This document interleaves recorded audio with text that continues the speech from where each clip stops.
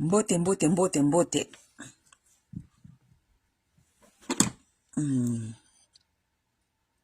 Voilà.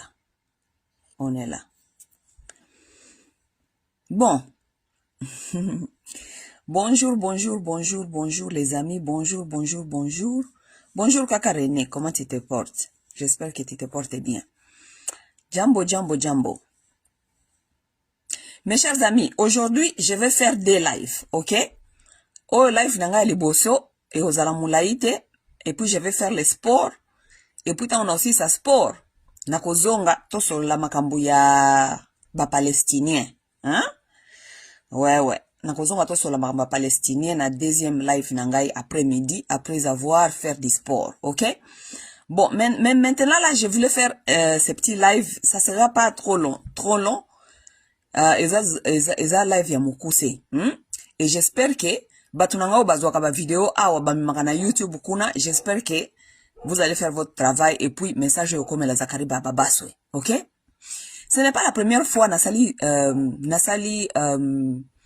vidéo concernant Zakari Baba Baswe. Ce n'est pas la première fois. Nasali la Zakari ba émission au moins 3 ou 4 je pense, ok, dans le passé. Ok, nasali la vidéo, je crois tant wasali la mukwege afingaka mukwege.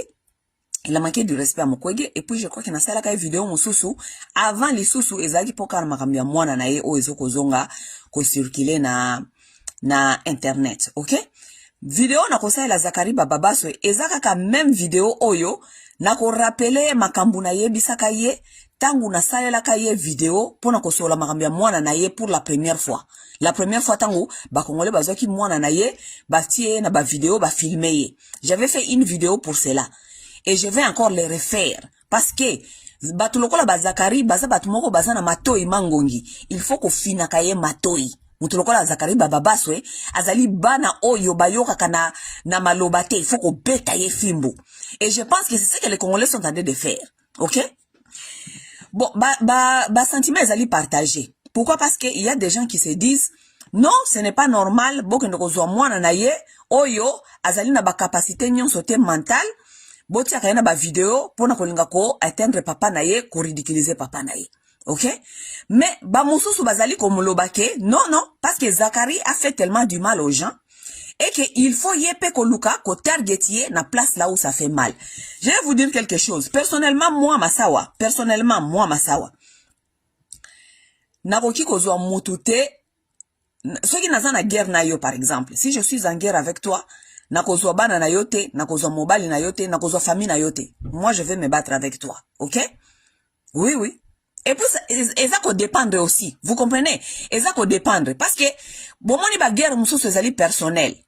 Ngai so na zana guerre personnelle na yo. Je vais chercher à me battre avec toi seul. Ma famille na yo, bana na yo, toutes ces histoires-là, ça ne me concerne pas.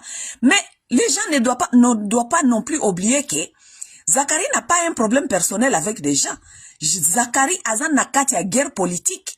Ok? Nakati ya guerre politique. Mes chers amis, à un certain temps, beaucoup de gens se disent tout coup est permis. Tout coup est permis. Parce que ça conflit personnel. Zakari a un problème na mutute, bayokana ki boyete, baswana ki boye, et tout. Mutuana a décidé ko attaquer ye na famille na ye. Non. Zakari a nakati ya guerre politique.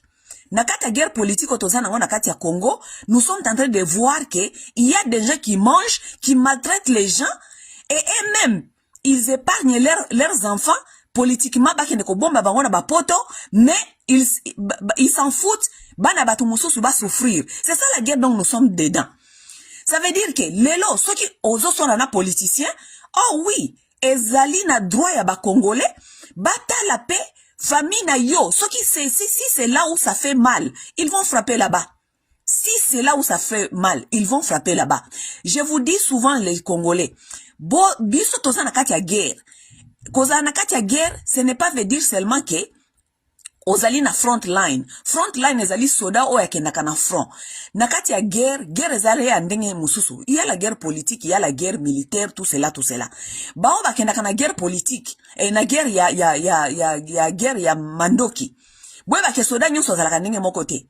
soda ya front ke na kokobeta na front kuna azali soda oyo pa ke ndaka na fronte afanda ka komaka plan de guerre azali.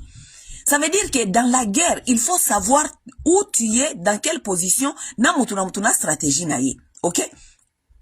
Ça veut dire na kati ya lutte politique tozali.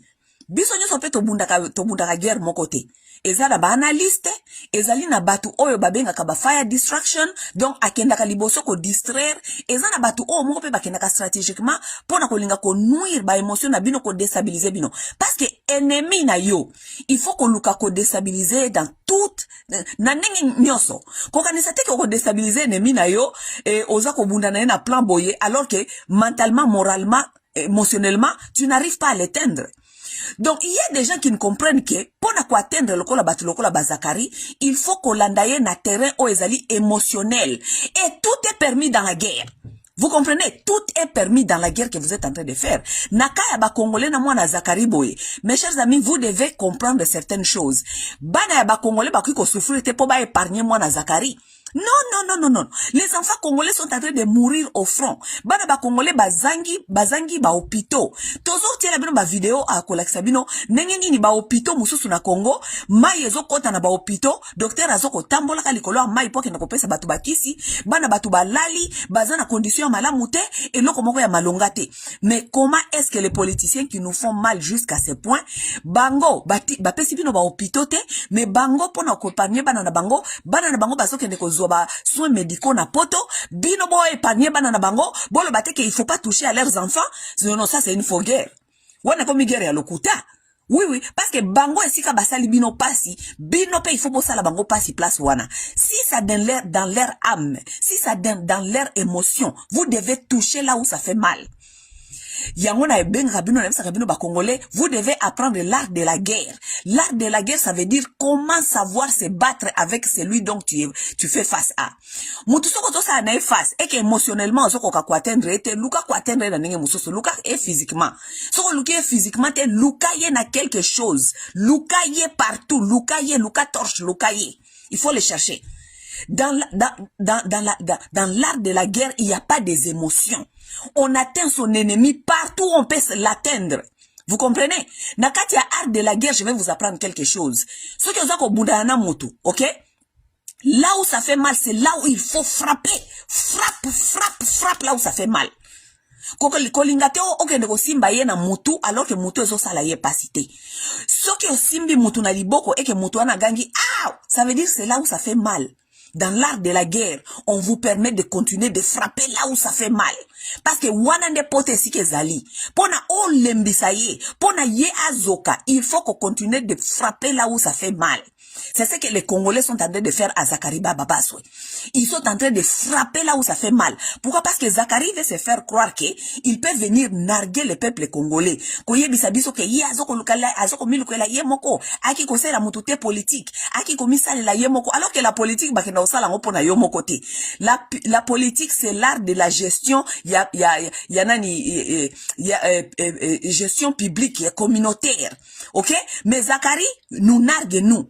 C'est ce que politique wana akenda ko sale la mutute akenda ko misale la yemoko pona bana na epo balia alors que politique ezali eloko moko oyo bango basala kapona biso nyoso ba congolais to se retrouver, n'est-ce pas? Ezali ko la topesi bango misala ba gérer eloko na biso, me bango balkanisi ke bako ilekela biso mayele bakende ko lia biloko na biso po ba narge bino na bana na bino sima azana courage wana na audacité wana yako yebisa bino ke asaela kabino politique te kabila yaki ko sala politique po alia ya ye kwanga yepa ye ko sala politique po alia ya ye kwanga Zakari oye ko sala politique po na ko lia yo kwanga biso to ko continuer ko frapper là où ça te fait mal Zakari.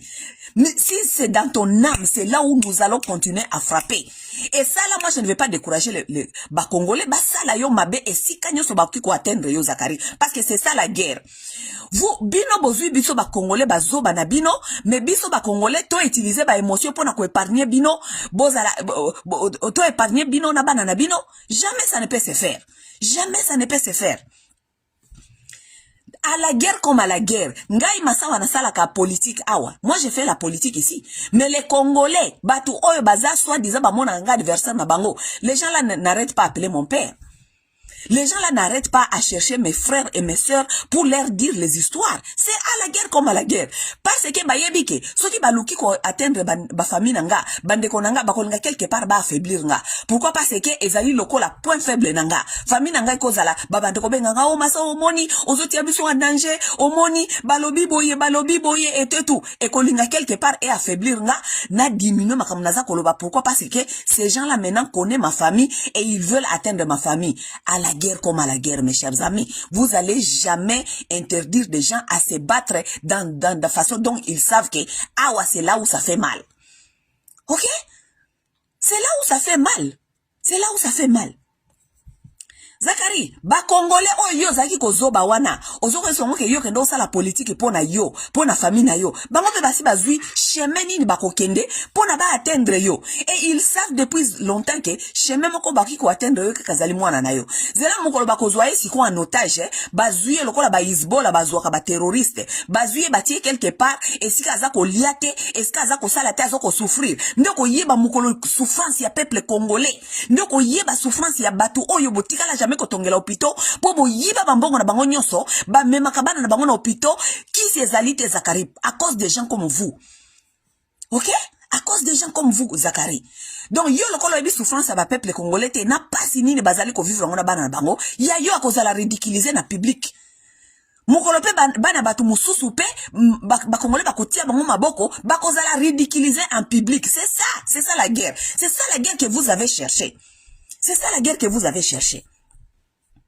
Peuple congolais, zoa émotion tika na côté. Zoa émotion tika na côté. Je vais vous dire quelque chose. Zakari, na ba master na ba politicien. Ba sala politique. Zakari a sala ba politique. Azalaka député. Zakari azalaka député na ensemble, na régime ya Kabila. Zakari a sala combien des années na députation? A sala combien des années kuna? Boye bisabiso, ba député musala na bango na Congo ezali nini? Musala na bango ezali ko faire voter ba loi, n'est-ce pas? Boye bisabiso, quelle était cette loi là que Zakari avait influencé tango azaki na parlement o ezalaka voter et o ezalaka sur le bien-être des peuples congolais. Boye bisabiso. Il n'a rien fait là-bas. Ils sont allés là-bas, Zakaria Zako sala biso kaka ba vidéo comme ça so ndeka ko beta biso ba fimbu ndenga zali ko finya nyata biso fimbu. Zakari fimbu wana ozako o beta ba congolais. Yango na pe bazali ko frapper mwana na yo. Parce que bana ba congolais na zako frapper bango fimbu, baza pe bana ya batu, baza na ba parents. OK? Mais yo bimela biso na système fimbu, ozoko frapper ba congolais. Fimbu. Lokola yo yaki ko frapper ba congolais fimbu. Mwana na yo na poto ba ko frapper ye fimbu. Parce que c'est ça l'art de la guerre. Eye to eye, dent pour dent. OK? Oui, c'est comme ça.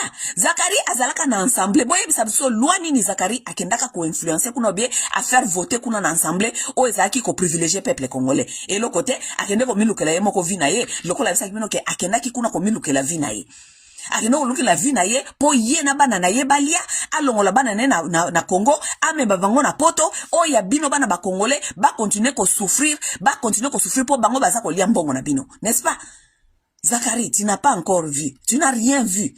Ba Congolais moko mususu ba kolongola mwana na yo wana bilamba, ba kotika ye mutakala na balabala. Comme ça, vous allez comprendre pain. Oyo ba Congolais mususu bazali koyoka. Oyo bana ba Congolais bo pese ba Congolais lokote, éducation te, elamba te, eloko mokote, botika peuple Congolais mutakala, bana na bino pe ba konongo mutakalize bango. Yo bimi victime parce que mwana na yo azana ba capacité te. Azana ba capacité te ya ko se protéger. Mais yo goza la victime. Zakari, vous comprenez jusqu'à quel niveau ces gens ici sont tellement méchants et tellement mauvais. Zakari ayebi kazana mwana zali na ba capacité te, n'est-ce pas? Toza na kati ya Congo kuna opito ya malonge za la kate. Bolingo bisanga ke Zakari est le seul parent congolais au Congo qui avait un enfant qui n'avait pas de capacité mentale. Mais beaucoup de Congolais sont là-bas, ils souffrent avec leurs enfants qui n'ont pas de capacité mentale. Mais que les Congolais la choix ni gouvernement. Oh yo bato lokola ba Zakari fallait pas que ne voter ba loi. Ba kenda kuna pona ko plaider à ta cause ya ba parents oh yo bazana ba capacité mentale et kokati. Cause nini? Hein? Zakari n'est pas le seul parent congolais au Congo qui a un enfant qui souffre, qui n'a pas de capacité mentale, n'est-ce pas? Basé belé. Ba hôpitaux o ezalaka kuna na Congo, soit disant comme ba CNPP, est-ce que ba bande ko réhabiliter ou bien ko garder, ko landela suivi, ya bat o bazana ba capacité mentale et belete. Ba hôpitaux wana qu'est-ce que ça devient aujourd'hui ces gens des hôpitaux. Ça et loko eza kuna ya malonga te. Ba médecin ya malonga bazate, kisi ya malonga zalite, prise en charge ya malonga zalite, les parents qui ont des enfants aujourd'hui autistes parce que moi je connais beaucoup de parents qui sont ici au Congo, qui sont ici sur Facebook, oyo basala ka promotion ya promotion te mais awareness ya kolakisa ke bazana bana ba autiste et tout. Chaque parent est délaissé à lui-même pour apprendre en charge mwana na ya autiste na kati ya Congo. Maintenant, ces gens-là que moi je vois sur Facebook, ce sont des gens qui ont quand même un peu de moyens. Vous allez me dire maintenant les Congolais qui n'ont pas de moyens, qui ont des enfants autistes au Congo, leur choix c'est quoi? Bazana choix te. Ils sont obligés de rester avec ces enfants-là à la maison. Les enfants qui ne font rien. Parce que prise en charge, il y a gouvernement zalité. À cause de qui? Des gens comme des Zakari Bababaswe. Qui n'ont jamais plaidé pour d'autres Congolais qui sont dans la même souffrance. C'est quoi Zakari wana alongoli mwana na ye na Congo. Atiki, et les Congolais qui ne peut pas enlever son enfant dans le Congo. Pour aya kopesa ye prise en charge na poto ou bien ko lukela ye santé na poto bozo monango normal bozana ba dirigeant ba soit dirigeant batu o basa ko yebisa bino mkoso fimbu ba kobeta bino ba fimbu boko mona yango boko mesana tout cela et leurs enfants peuvent venir en Europe pour la prise en charge médicaux mais o yabino bazana Congo prise en charge zate makambwana etali bangote tant que bango bazali kolia bazali ko yibabino wana nde bakaya batu lokola bazakari Zakari aza tellement na motema mabe et que soki Zakari azala ki parent responsable cause oyo ya mwana na ye nde falaki akende kofandela na ensemble akende ko plaider parce que ye aza déjà na kati ya situation wana ayebi pasi wana et que ayebi ke na Congo prise en charge zalité. OK, moi j'ai enlevé mon enfant aza na poto aza prise en charge mais ba oya ba Congolais bazali awa lokola nazali papa ya bolingo papa ya oyo naza responsable na lingi nazo mona pe ba pasi ya baninga na ba Congolais oyo bazana ba capacité te tika na bunda nanu awa na ensemble natala soki nakoki ko sala advocacy ya problème ya ba parents oyo bazana ba capacité total soki gouvernement au moins ekolinga kozwa bana en charge Zakari asala yangote mais c'est aujourd'hui Zakari qui veut sortir pour nous faire croire que azali papa responsable il se soucie de son enfant oyo ba Congolais bazali ko filmer Zakari oza responsable parce que ce qu'on a qui parent responsable parent ya motema malamu oya yebi pasi ya mwana oya zali na ba capacité mentale te olinga ki osala advocacy pona baninga na yo oyo bazana prise en charge te gouvernement e banenge ne kozo bango en charge mais parce que oza motema mabe Zakari oza irresponsable oza motema mabe tout ça ne te concernait pas tu étais là où on influençait les décisions. Tu étais là où parce que biso tozana ka combat ya libanda tozana pouvoir te ya ko influencer ba décision na gouvernement mais toi tu étais là où les décisions peuvent se faire influencer Zakari tu n'as rien fait les Congolais vont te rappeler ils vont te rappeler que tu as un enfant qui a un problème Zakari tu as un enfant qui a un problème. Lelo bofandi kuna na Congo Zakari obandi propagande ya soi-disant mukwa tombolo yo nabana na yo nabana mukwa tombolo bangonyo so bazali na poto mais siko Zakari yo zali ko faire comprendre ba Congolais ke Congo ezo bonga fachinda za ko bongisa ngo mboka ngwe bongi eko kende bla bla bla eko kenda bla bla Zakari soki mboka wane si bongi zwa mwana oyo azali ko trembale na babalabala na poto oyo ba Congolais ba komisi lokola zo bakena ko filma kaye lokola manki na kati ya zo zwa yezongisa na kati ya Kinshasa parce que Kinshasa si bongi ba prise en charge ezali kuna ya oyo ekoki kotinda mukwa tombolo azwa ya en charge bo bongisa CNPP bo bongisa ba hôpitaux bo so bango en charge bo memba bango na Congo Zakari Congo si bongaki c'est ce que tu viens de faire comprendre exact zo mwana na yo zongise na Congo mboka o ebongate yango bokimisi bana na bino mais yo olingi o profiter na système tala ba politicien kongondeke bazali bazoba bino musala na bino ezalaki kuna bobongisa système pour système et travailler pour tout le monde mais non bino boke ko yiba pour système wana et travailler pour na ba congolais et travailler pour na mabumu na bino mais en même temps tala tellement que oza malhonnête ozwi mwana na yo obimisie oye kotika ye na France aya ko profiter na système ya France akota na système ya France elie ça y est epesaka ye moi kisi France epesaka ye moi chèque donc tu profites des systèmes des autres personnes alors que toi tu as été capable batia yo na espace oyo okokai ko influencer système na biso ebonga Zakari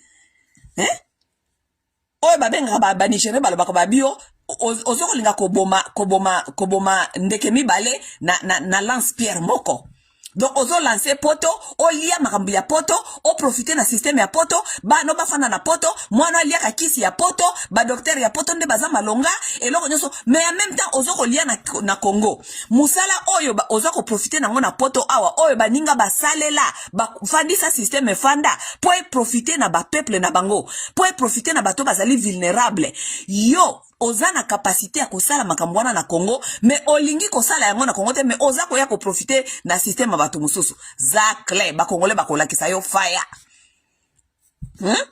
ba congolais bakolakisa yo fire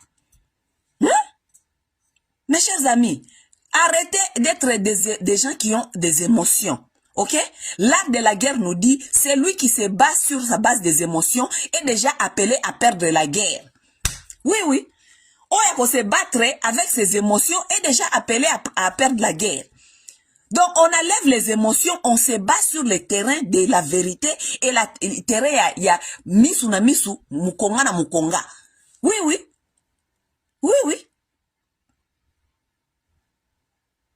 Ce qui va congolais va décider que ça la Zakari boy parce qu'il y a une raison derrière ça. Ne pensez pas que Zakari azali n'importe qui. Zakari azali n'importe qui, aza politicien.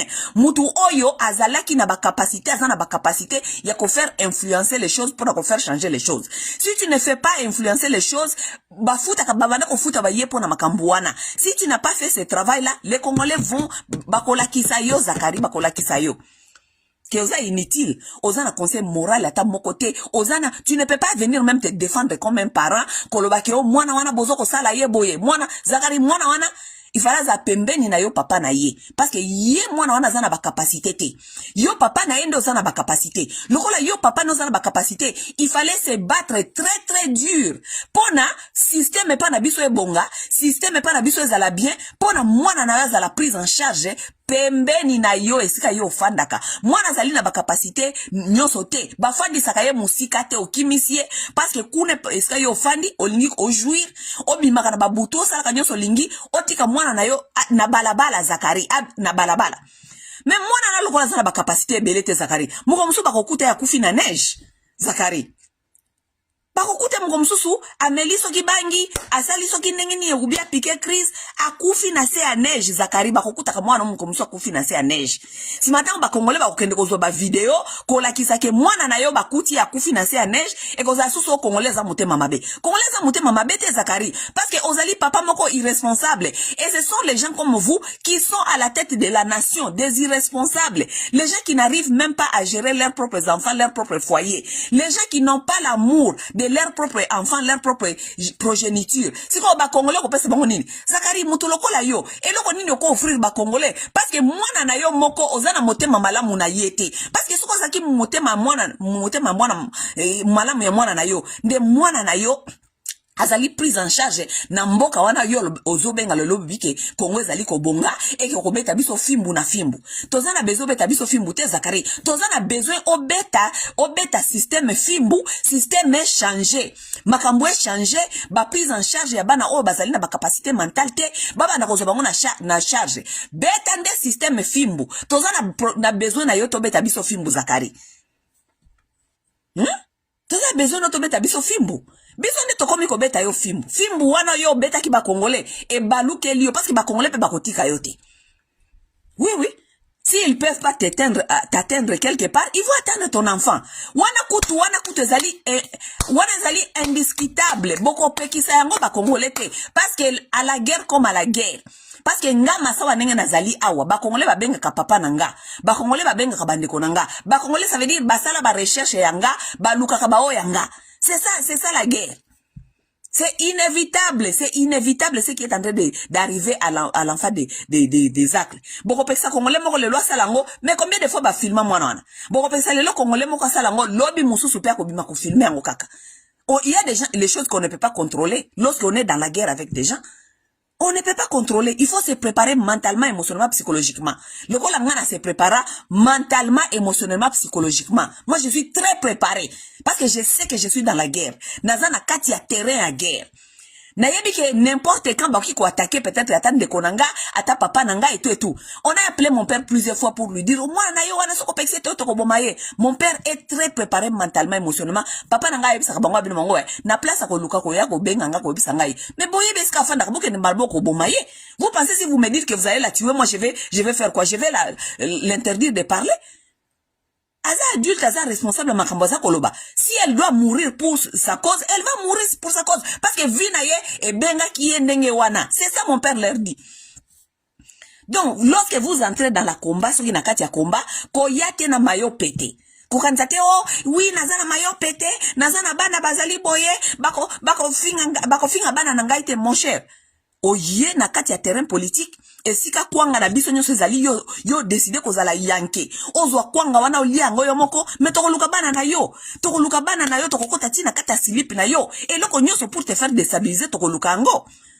Parce que yo nyomo na biso ba yuma na yo to fandeli kwanga ya mboka yo yebisi biso ke biso tozana droit ya kwanga wana te yo nozana droit ya kwanga wana bana na biso ba souffrir bana na biso bazana na santé te bazana éducation te eloko moko te yo lobi okolia kwanga wana yo moko biso pe ba yuma na yo to fanda totala yo poto loba ke oh non bolo bela Zakari koto yo te parce que omoni mwana ngo azali faible eza komba ya tata na ya zui kwanga na biso azakolia yango et puis kwanga wana kati yango atindi bana na autindi la bana na ye kwanga na biso na poto eska ba fandaka biso sko to fanda nye parce que mwana nazana ba capacité mentale te mwana nazana capacité mentale te ezali faiblesse pour na ko frapper Zakari parce que soki ba yeba ki pe bakamusu ya Zakari ozali vie na ye privé personnel ba kongole ba kokota na kati kuna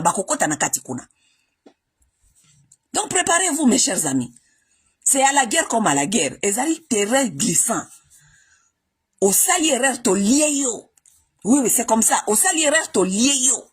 Parce que biso pétant to sala kaberer, boyo kaka peso moteur ko lié biso. Donc yo pour saliereur to dame yo. To luki eska faiblesse no zali to lié yo. Place wana faiblesse zali nde to ko lié yo.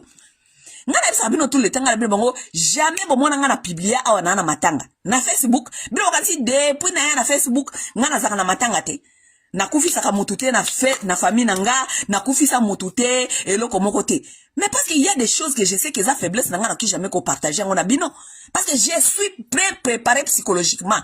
Biloko ça le faiblesse nanga na ko ki jamais ko partager on a bino parce que na yebi ke s'il y a un problème wala nde boko frapper mais parce que na yebi ke je dois me protéger côté wana na ko partager na bino te. Oui. Donc Zak le soka yebi ke mwana na ye wana nde faiblesse na ye aya kozo mwana na ye alongola ya wa et puis aya kotike su na terrain nani terrain glissant loko la France est-ce que ba congolais nyo so résistance ezali o tika ye wana non Zakari soko yebi ke faiblesse na onde yango wana longola mwana na yo pembeni ya ba congolais mema ye kuna ne pa na Congo est-ce que ya fashi beton est-ce que mboka esi ebongi total la prise en charge wana soki boko peut-être so moi na na Congo ndesiko wana nde yopo ke do bundela susko ba congolais parce que comme un problème na yo personnel il faut s'assurer que ba institution kuna soki ba place nesi ba CNPP ba place ko zo bana ba congolais en charge médicaux et peut-être et kozwama longola bana na yo otikela ba lou otikela balu mwana na yo si moyokanzi balu biso tokoya to bando tala kaka mwana Zakari mais mwana ngwaza faible totika kaka non tokodame ye Zak tokodame ye oui tokodame ye Zakari tokodame ye yeah. Donc pour se protéger Zakari eza conseil gratuit na pesio nga moninga masawa na osala ngote pona mwana yo mais ba mususu bazali ba kosala ngo et puis boko peksa mutute vous ne pouvez pas contrôler comment est-ce que tout le monde pense, c'est ça le problème. Vous ne pouvez pas contrôler comment est-ce que tout le monde pense. Vous ne pouvez pas contrôler la façon de chacun de se venger ou bien de se battre. Parce que vous ne connaissez pas ba douleur ya batu mususu na makambu nini ba passé nango na kati ya makambi ya Congo oyo. Eza na batu ba kufisa ba ndeko na bango na Congo na buzoba ya ba politicien. Eza na batu ba kufisa ba ndeko na bango na front. Ba politicien baza na Kinshasa baza kolia na ba Goma na ba Lubumbashi na ba je ne sais pas wapi batu mususu baza ta na ba hôpitaux eza na mwinda te. Ba opéra ka ba ndeko na bango na se na ba anesthésie na se ya esika courant zalite. Les gens ont perdu leurs frères dans des bêtises. Likolo ba politicien. Vous pensez muto a perdre frère na ye na kata bêtise ya ba politicien azali a pona ko ya kotala oh tolobela mwana Zakarite bande ko babolingo moi masawa na motemo nga na yibi oh nga na zanango si je perds l'un de mes frères ou bien l'une de mes sœurs na kati ya buzo ba pona politicien na kozala na no mercy ou ba benga ka no mercy. Donc je n'aurai jamais pitié de quelqu'un. Je n'aurai jamais pitié de quelqu'un. Donc ba oyo bazali ko mwana Zakari ba baso ba filmer ye. Vous ne savez pas oyo bazana nango na kati ya motema na bango. Ça veut dire que oyo nyose ko bimana liboso na bango ba koluka ko se venger na bango. Bo kansate parce que toi tu n'as pas encore vécu ce que ils ont vécu. Ko kansate que ko ya opesa bango conseil ko ba ke oh non omoni loko les ali mwana totika non parce que yona nozu choqué. Yona no au perdre de côté, au perdre de na guerre té, au perdre de na massacité, au perdre de côté na buzoba ya politicien, likola ba ya ba hôpital bango, bazo ko ravitailler le côté, ko bomisa ba courant, ba bébé baza ko kufa na kati ba couveuse, ko kanis yona no perdre té. Toi tu n'as pas encore perdu yangwana, ozana na motema malamu yekoloba ke oko filmer mwana Zakarite, mais oko yebisa mutute o ya perdre ndeko na ye na kati ya buzoba eke a épargner mwana Zakari. A épargné moi na Zakari. À la guerre comme à la guerre. À la guerre comme à la guerre. Balobaka a wounded lion is more dangerous than the as a wounded té. Donc ça veut dire que lion oyo ou bien lion oyo azali blessé. Akomaka plus dangereux que le cas lion oyo a blessé té. Pourquoi parce que et comme un problème à survie. Vous comprenez? OK? Donc Zakle, yo kana bisayo. Mwana na yo wana otiki na poto awa o azana ba capacité belete parce que mwana ngo on dirait aza quand même moi fonctionnel, n'est-ce pas? Mwana ngo aza fonctionnel pourquoi parce que na vidéo moko na yoka ki alobio ngai nde mwana wana oyo kofi alobake mutu na ngai epeta. Ça veut dire que quelque part aza na ba capacité nyonso te mais aza quand même na mémoire akiko fonctionner, n'est-ce pas? Aza peut-être na besoin kaka ya guidance et sika batu oyo ba kiko landela ka tous les jours. Zakari yo tikela ba mindela na France mwana no ba landela ka Ebo yo papa nozo sala nini? Yo papa na ye musala na ye kukendaka koliesa ka bakisi njora, kotambola ka mais zwa mwana na yo zwa prise, zwa en charge. Mais maye na Congo eska kofanda pembeni na yo, eska kozala te na kati ma minu ba prédateur. Parce que ba prédateur tozali ebele ba prédateur. Tozali na kati ya combat politique ba prédateur toza ebele. OK? Mukolo bako kanga mwana na kati ya rea bisi ba beti ba longole bilamba po bana basa mbusa yo eza mukolo mususu mwana na akomela babangi lokolo bakongole bakoma ko pesa ye ba $10 $15 pour que ne ko se droguer akokene muko mususu boya kufi na se ya neige bakongole bazuye ba vidéo batie na internet oh beza malamu teza à la guerre comme à la guerre. Lorsqu'on est à la guerre lokolo Zakari yo lobaki ke oza na guerre na ba congolais tu t'es mis au front non? Il faut qu'on se protéger.